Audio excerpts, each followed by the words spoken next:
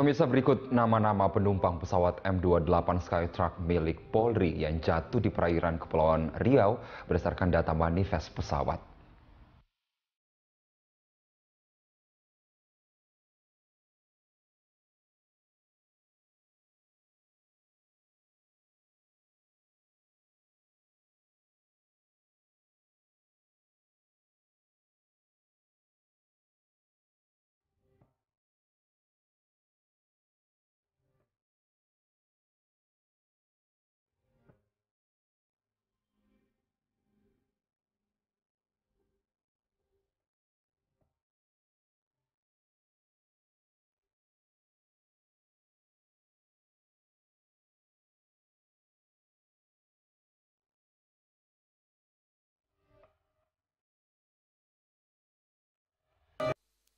Pemirsa, Kementerian Dalam Negeri masih menunggak hutang senilai 90 juta US dollar dalam proyek KTP elektronik tahun 2011-2012. Data 110 juta warga negara Indonesia terancam disalahgunakan oleh pihak asing.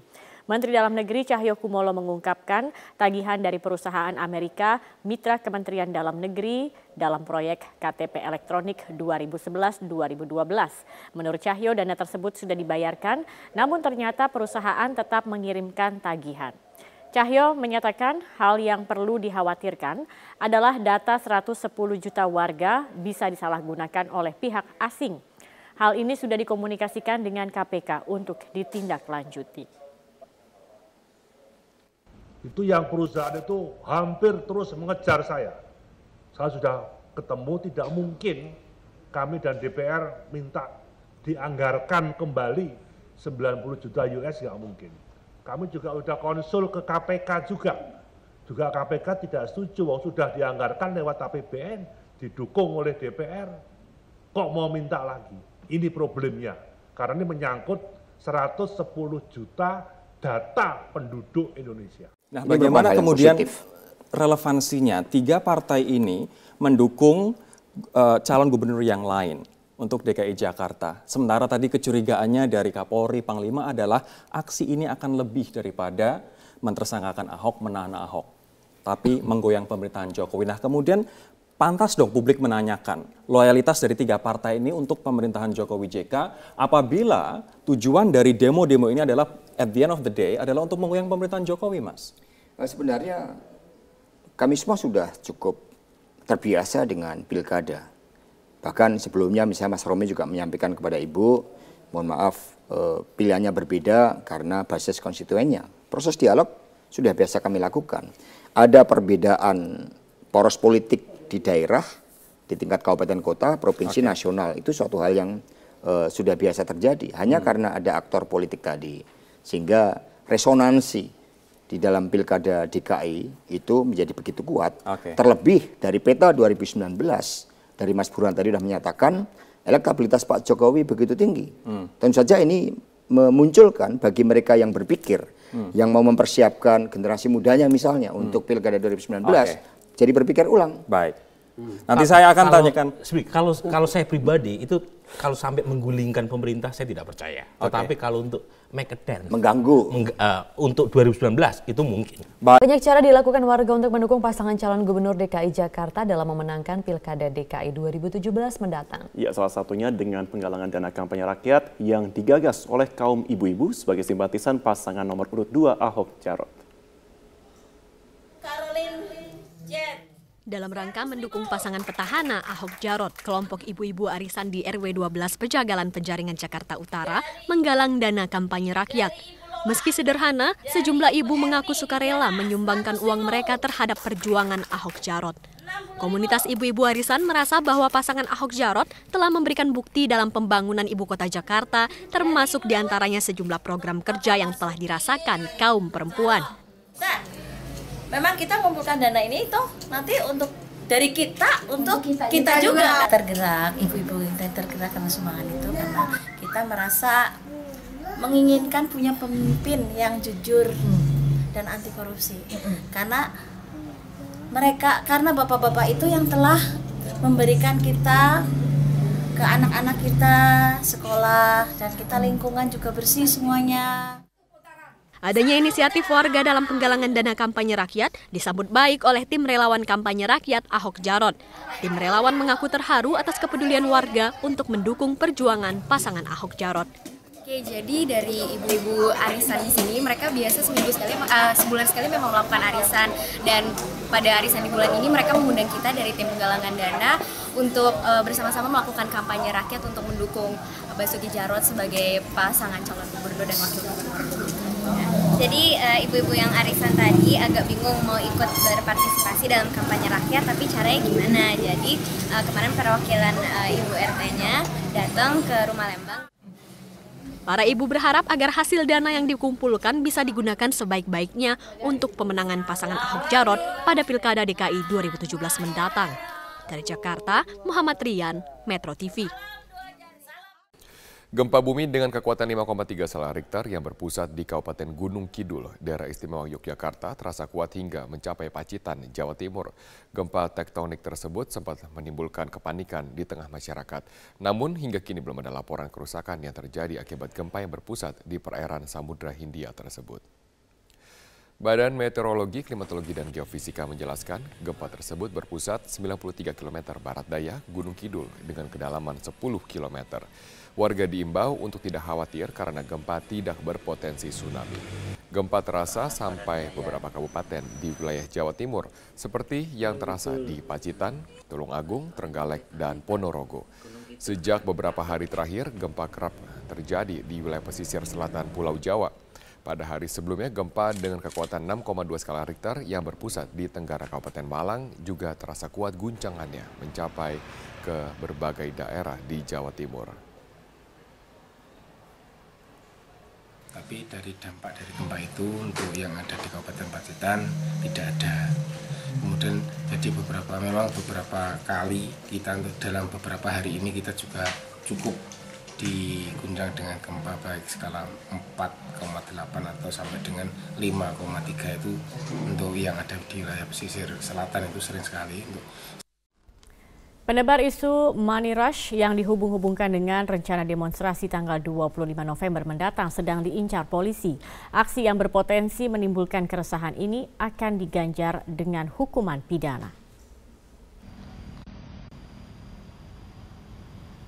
Isu Money Rush atau aksi menarik uang dari bank secara besar-besaran berhembus di sosial media. Isu ini muncul bersamaan dengan isu demonstrasi besar yang disebut akan berlangsung 25 November mendatang. Meski tidak menimbulkan ketakutan di kalangan pelaku ekonomi, Ketua DPR Ade Komarudin tetap meminta penegak hukum untuk bertindak. Jadi saya minta benar aparat kepolisian terutama untuk menyelidiki ini dan cepat dicarikan dan ditemukan siapa yang bersangkutan yang melakukan itu. Itu tindakan menurut saya kriminal. Tidak baik, tidak terpuji, tindakan tidak baik. Dukungan yang disampaikan Ketua DPR sejalan dengan komitmen Kapolri Jenderal Tito Karnavian. Penebar isu yang berpotensi menimbulkan kekhawatiran menurut Tito adalah perbuatan yang tidak bisa diterima. Kalau ada yang sekali lagi ajakan untuk rush mengambil uang di bank, itu tidak benar dan itu provokatif. Dan kami dari kepolisian akan melacaknya. Kita akan lacak ya, dan kita akan melakukan penangkapan. Saya sudah merintahkan dari Bareskrim, Polda Metro juga kita sudah perintahkan semua kelompok jaringan-jaringan cyber kita investigasi untuk melakukan pelacakan. Kehadiran sosial media di satu sisi memberi manfaat bagi banyak orang, namun menggunakan sosial media untuk perbuatan kriminal akan berujung pada pidana. Tim Liputan Metro TV. Selamat malam pemirsa, inilah headline news pukul 20 waktu Indonesia Barat. Komisi Pemberantasan Korupsi mengklaim telah menetapkan 137 tersangka kasus korupsi selama tahun 2016. KPK membantah jika kualitas pemberantasan korupsi yang dilakukan oleh KPK telah menurun. 137 tersangka yang ditangani oleh KPK berasal dari 122 perkara sepanjang tahun 2016. 81 perkara terungkap di periode kepemimpinan dari Agus Raharjo, sementara 41 perkara lainnya berasal dari kepemimpinan periode sebelumnya. Wakil Ketua KPK Basaria Panjaitan membantah kualitas pemberantasan korupsi yang dilakukan KPK saat ini menurun. Basaria menegaskan pimpinan KPK periode ini juga berkomitmen untuk menuntaskan berbagai kasus yang mangkrak di periode sebelumnya agar tercipta kepastian hukum bagi tersangka. Saya pastikan kita bersama di sini berlima itu benar-benar kita laksanakan pada saat seseorang dinaikkan ke penyidikan menjadi tersangka, kita sudah pastikan itu akan naik dengan segera. Dan kita sepakat dari awal, ya, benar-benar profesional, tidak ada penanganan yang akan kita lakukan nantinya itu bertahun-tahun. Inilah headline news pukul 12 waktu Indonesia Barat. Pemirsa, ledakan terjadi di depan gereja Oikumene di Loajanan Ilir, Samarinda, Kalimantan Timur. Ledakan tersebut diduga berasal dari bom molotov. Ledakan juga merusak sejumlah kendaraan yang terparkir di depan gereja. Selengkapnya akan disampaikan oleh kontributor Metro TV, yaitu ada Muhammad Amin melalui sambungan telepon langsung dari lokasi kejadian. Amin, bagaimana ledakan yang terjadi di depan tempat ibadah tersebut? Dapat Anda ceritakan? Terima kasih Maria. Saat ini saya sedang berada di Jalan Cipto Mangunkusumo, Kelurahan Singkotek, Samarinda Seberang. Saat ini petugas kepolisian masih melakukan olah TKP dan di sini saya lihat ada 4 motor, di mana motor ini merupakan korban ledakan. Dari ledakan ini ada 4 motor. Terus informasi yang kita terima ada 4 korban, di mana korban tersebut merupakan anak-anak. Ya, Maria. Bagaimana kondisi saat ini dan bagaimana kondisi para korban? Apakah korban ini hanya luka ataukah sempat ditemukan juga korban yang sudah meninggal dunia? Amin. Sampai saat ini belum ada informasi karena 4 korban itu sedang dirawat secara intensif di Rumah Sakit Abdul Muiz Samarinda. Sekitar lokasi kejadian, bagaimana kondisinya saat ini, Amin? Ya, halo? Iya, di sekitar lokasi kejadian setelah bom molotov itu meledak, bagaimana kondisi yang terjadi saat ini menurut Anda? Saat ini dari pantauan kita di lapangan, ratusan warga masih menonton peristiwa ini, masih menonton di sekitar lokasi, dan di sini juga karena kondisinya dekat jalan raya, maka di sini sedikit ada kemacetan karena banyak warga yang menonton. Untuk informasi lagi, 1 orang pelaku itu saat ini sudah ditangkap oleh Polresta Samarinda dan saat ini sudah dibawa ke Polresta Samarinda. Baik, Amin, berdasarkan informasi yang sudah Anda dapatkan sejauh ini, terkait pelaku ini diduga dari warga sekitar atau bagaimana? Ya, saat ini kami belum bisa memastikan apakah pelaku berasal dari warga sekitar atau gimana, tapi yang jelas petugas kepolisian saat ini masih terus melakukan pemeriksaan atau terkait motif-motif yang dilakukan pelaku. Baik, Amin, seberapa parah kondisi bangunan yang ada di sana, Amin? Ya, di sini saya lihat kalau bangunan tidak terlalu, cuma ada karena tadi pelakunya pas jamaah keluar dari selesai melaksanakan ibadahnya keluar, kemudian pelakunya datang melemparkan bom yang diduga bom molotov itu, kemudian dia melarikan diri lompat dengan cara lompat ke Sungai Mahakam. Jadi di sini yang rusak itu hanya 4 motor dan ada anak-anak yang terkena ledakan, yaitu 4 orang. Berdasarkan saksi mata di sekitar ini, bagaimana awalnya bom molotov tersebut dapat meledak? Ya, di sini saya coba konfirmasi kepada warga sekitar. Tadi kejadiannya sangat spontan karena saat jemaah keluar dari ruangan, kemudian tiba-tiba ada orang yang melemparkan, dan setelah dia melempar, kemudian bom itu langsung meledak dan dia pun melarikan diri ke Sungai Mahakam. Baik, Amin, lalu bagaimana penanganan aparat saat ini? Ya, saat ini aparat terus melakukan siaga di sekitar lokasi, dan di sebagian titik-titik juga sudah dipenuhi oleh aparat jaga-jaga dengan senjata lengkap. Baik, Amin, terkait 4 korban tersebut, apakah Anda sudah mengetahui korban tersebut ini identitasnya siapa saja? Apakah mereka adalah warga di sekitar di sana atau bagaimana, dan bagaimana seberapa parah luka yang mereka dapatkan? Untuk sementara ini belum kita pastikan parah atau tidaknya, soalnya saat ini kabarnya 4 orang itu masih dirawat secara intensif.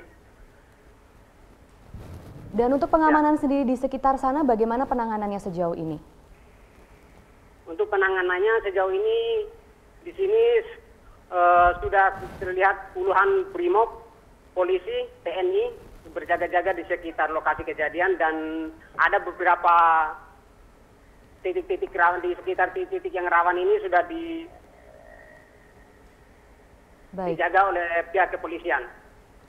Baik, Muhammad Amin, kami akan terus menunggu informasi terkini dari Anda. Terima kasih untuk saat ini. Dan Pak Hasbi, ini uangnya begitu banyak yang dijanjikan. Dari pos mana? Kalau kita lihat kan 70-80% itu sudah fix diamanatkan oleh undang-undang dan pemerintah pusat. Mau main dari pos mana kemudian nanti digelontorkan dana tersebut? Pemerintah, insya Allah nanti kalau Pak Agus menang, AHY ini menang, BUMD kita hari ini selalu rugi. Itu nanti sekian miliar. Coba Anda lihat saja misalnya anggaran tahun 2015. Dari 2014, 2015 sampai hari ini terus ditambahin untuk BUMD. Padahal BUMD selalu rugi. Misalnya pemotongan hewan, Jakpro hanya dikatakan besar-besar tapi kenyataannya tidak sesuai dengan yang diharapkan.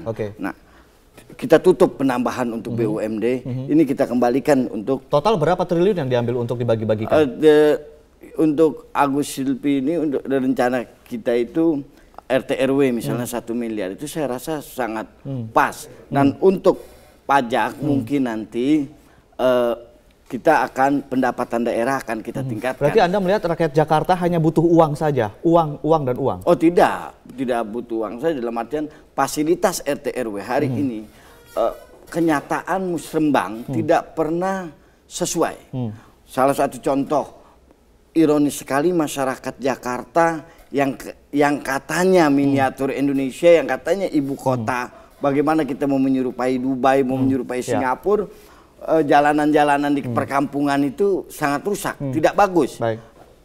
AHY ini lebih akan mengembalikan Jakarta itu apa yang diinginkan oleh Husni Tamrin. Oke, jadi main soal anggaran. MNCK News Update bersama saya Julita Tolongmanua. Laskar Rakyat Jokowi bersama Pro Jokowi atau Projo melaporkan Ahmad Dhani ke Polda Metro Jaya. Ahmad Dhani dilaporkan terkait dugaan penghinaan terhadap pimpinan negara yang dilakukannya saat orasi di aksi damai 4 November lalu.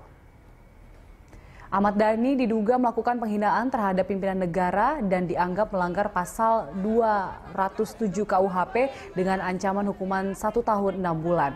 Saat ini berkas sudah ditindaklanjuti dan sejumlah saksi juga sudah dihadirkan.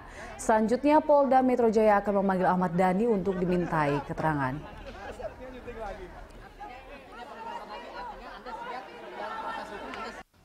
Sudah melaporkan Ahmad Dhani kepada pihak Polri itu pada tanggal 7 November pagi, dan sekarang sedang diproses oleh pihak Polri. Sudah beberapa saksi yang diperiksa, kalau saya tidak salah sudah sampai 15 atau 16 saksi.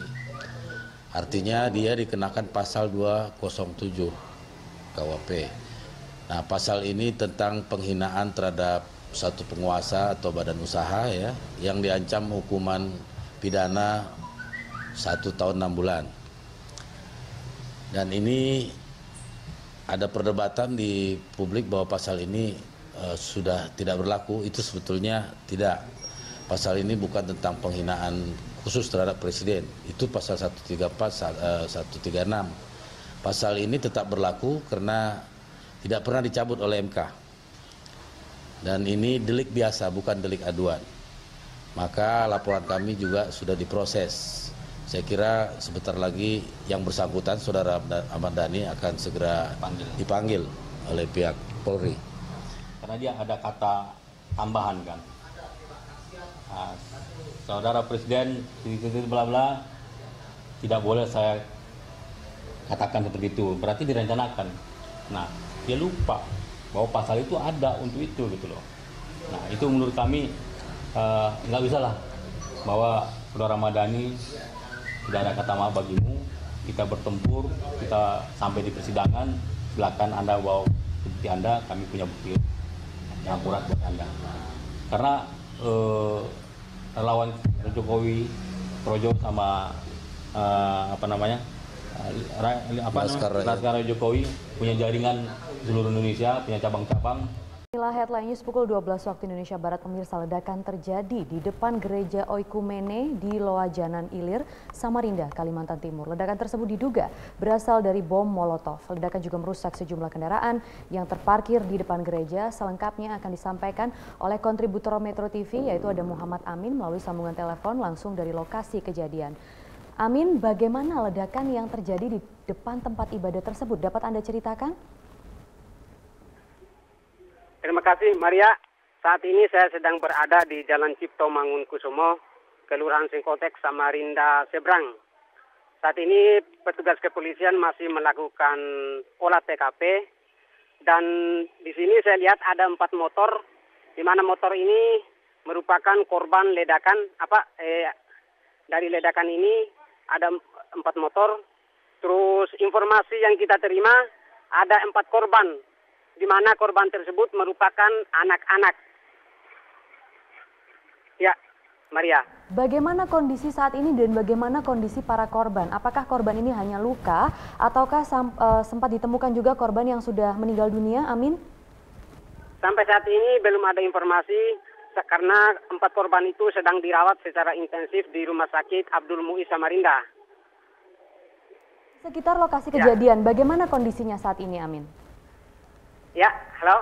Iya, di sekitar lokasi kejadian setelah bom Molotov itu meledak, bagaimana kondisi yang terjadi saat ini menurut Anda? Saat ini dari pantauan kita di lapangan, ratusan warga masih menonton peristiwa ini, masih menonton di sekitar lokasi, dan di sini juga karena kondisinya dekat jalan raya, maka di sini sedikit ada kemacetan karena banyak warga yang menonton.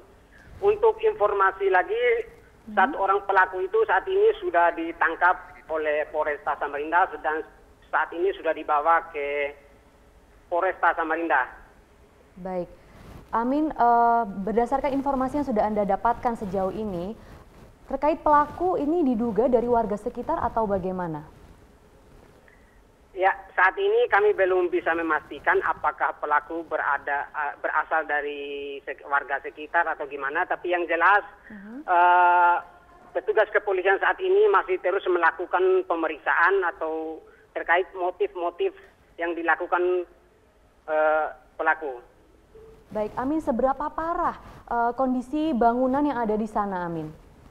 Ya, di sini saya lihat kalau bangunan tidak terlalu, cuma ada karena tadi pelakunya pas jamaah keluar dari selesai melaksanakan ibadahnya keluar, kemudian pelakunya datang melemparkan bom yang diduga bom Molotov itu, kemudian dia melarikan diri lompat dengan cara lompat ke Sungai Mahakam.